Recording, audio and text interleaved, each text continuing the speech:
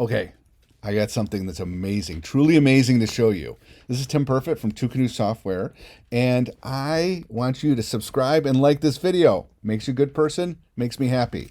Okay, here's what I'm going to show you. I have this smart card that's PIV enabled. It has an identity on it that allows me to get to a website.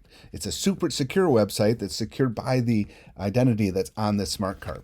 And I have this iPad, and I somehow want to use the built-in Safari, not a third-party browser, not some proprietary business, some really sweet Apple technology to get to this super secure website using the identity on this. How am I able to do this? Well, I wrote a small application and a crypto token kit extension that allowed me to use the identity on this smart card to use the built-in Safari and other things on the OS that use certificate-based authentication to use the identity on this smart card.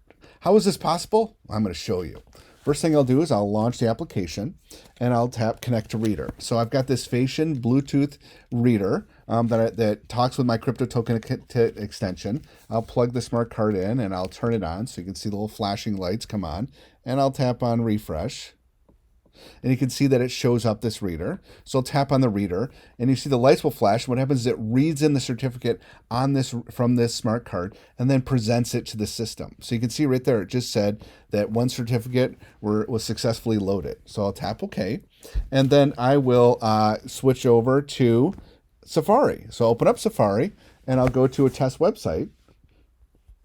It's called PIV key, and I get prompted for my PIN. So I'll enter my PIN in, and you can see my reader flashes a bit here, and it got to the website.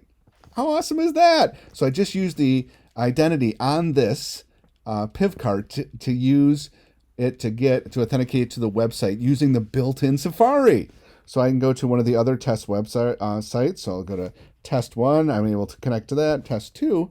But wait, that's not it. That's not everything. It's not just Safari. Since this certificate's available to any of the built-in technologies that use certificate-based authentication, I can do things like VPN. So if I go to General VPN, and then I choose Add VPN Configuration, and I say, I don't want to use user authentication username. I want to use a certificate. And what certificate am I going to use? The one on my smart card.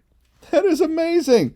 But that's not all. No, it's not just VPN. I can go into Wi-Fi, and I don't want to use WPA2. That's for amateurs. I want to use WPA2 or 3 Enterprise using a certificate for authentication. So I'll go into Other, and I will choose Security WPA2 Enterprise.